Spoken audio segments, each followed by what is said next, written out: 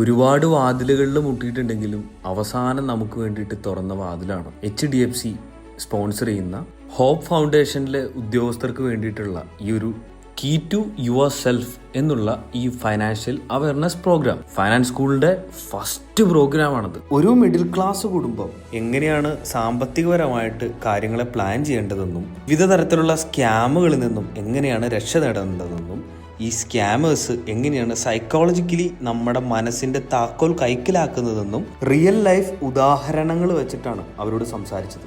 So the finance school conduct ചെയ്ത key to your self എന്ന ഒരു സെഷനിൽ പങ്കെടുക്കാനായിട്ട് സാധിച്ചു.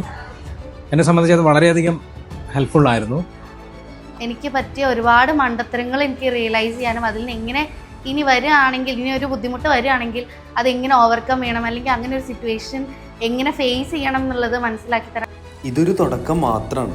ഇനി നമുക്ക് പിടിച്ചു വെക്കണമെങ്കിൽ കൂടുതൽ അവസരങ്ങൾ വേണം.